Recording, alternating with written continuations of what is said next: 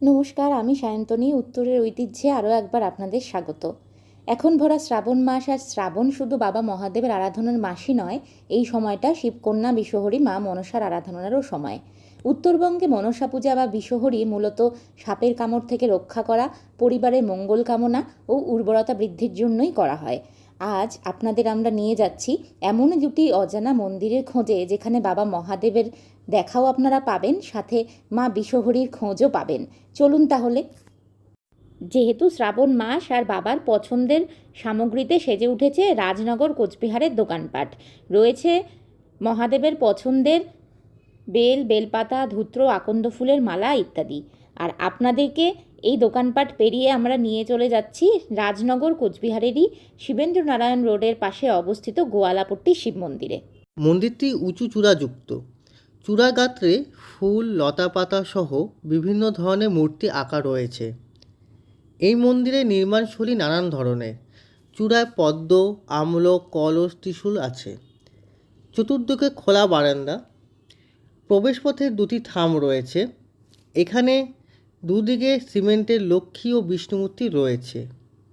মূল গর্ভগৃহের প্রবেশপথের দেওয়ালে দুদিকে শিব ঠাকুর ও রাম লক্ষ্মণ সীতা মাতার ছবি আঁকা রয়েছে। গর্ভগৃহের দরজার উপরে রয়েছে একটি নাড়ুগোপালের ছবি। মন্দিরের প্রবেশপথের ডান দিকে পরবর্তীকালে নির্মিত একটি হনুমানের মন্দিরও রয়েছে। এই সেই হনুমানজির মন্দির, যেখানে শ্বেতপাথরের তৈরি হনুমানজির মূর্তি রয়েছে। এরপর আমরা মূল গর্ভগৃহে প্রবেশ করব।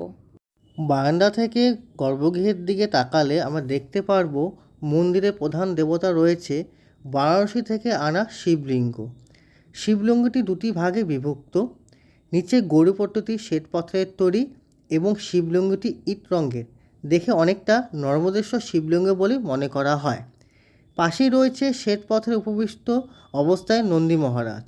এছাড়া গণেশের মূর্তি রয়েছে বসুদেবের একটি মূর্তি।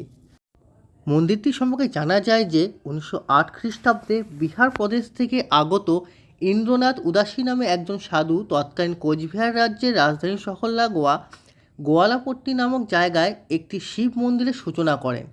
সেই সময়তে কোচবিহার রাজ্যে মহারাজা নৃপেন্দ্রনাথ ভূপ বাহাদুর রাজত্ব চলছিল। মহারাজা সেই রাস্তা দিয়ে মাঝে মাঝে ঘোড়ায় চড়ে চাঁদমারির দিকে যেতেন। সাধুজিকে দেখে মহারাজা নৃপেন্দ্রনারায়ণ মোহিত হয়ে এখানে একটি স্থায়ী মন্দির করে দেওয়ার ইচ্ছা প্রকাশ করেছিলেন। তখন সাধুজি বললেন যে ঠাকুরের ইচ্ছা থাকলেই ভক্তদের দানেই এখানে মন্দির তৈরি হবে, তার কোনো কিছু করার দরকার নেই। তারপর সর্বসাধারণ দানেই এখানে একটি মন্দির তৈরি হয়। এখন আমরা এই মন্দির থেকে বেরিয়ে চলে যাব মা মনসা মন্দিরের উদ্দেশ্যে। রাজবাড়ি সিংহদুয়ার পেরিয়ে কেশব রোড ধরে সোজা মিনি বাস স্ট্যান্ড পার করে খানিকটা দূর এগিয়েই হাতের ডান দিকে পড়বে পারিবারিক এই মনসা মন্দিরটি। অধুনা বাংলাদেশের ঢাকা থেকে আগত ভট্টাচার্য পরিবারের আরাধ্য দেবী হলেন মা মনসা। এই পরিবারের বর্তমান সদস্য সমর ভট্টাচার্যের কাছ থেকে জানা যায় এই পরিবারের পুজোর বয়স আনুমানিক 300 বছর। রাস্তার পাশে বাড়ির উঠোনের মাঝখানেই রয়েছে টিনের চাল দেওয়া পাকা মন্দির। গর্ভগৃহের অধিষ্ঠাত্রী দেবী মা মনসার মূর্তিটি পাথরের। দেবী এখানে সর্পভূষিতা, চতুর্ভুজা ও হংসবাহনা। দেবীর ডান পাশে রয়েছেন তার স্বামী জরৎকারু মুনির একটি মূর্তি। দেবী মাথায় রয়েছেন পিতা মহাদেব।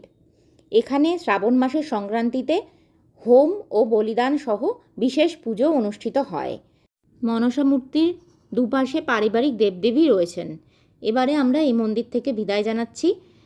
আমাদের এই এপিসোডগুলো আপনাদের কেমন লাগছে অবশ্যই আমাদের কমেন্ট করে জানাবেন। ভালো লাগলে আমাদের চ্যানেলটির পাশে থাকবেন, লাইক করবেন, শেয়ার করবেন, সাবস্ক্রাইব করবেন, আমাদের সাথে থাকবেন।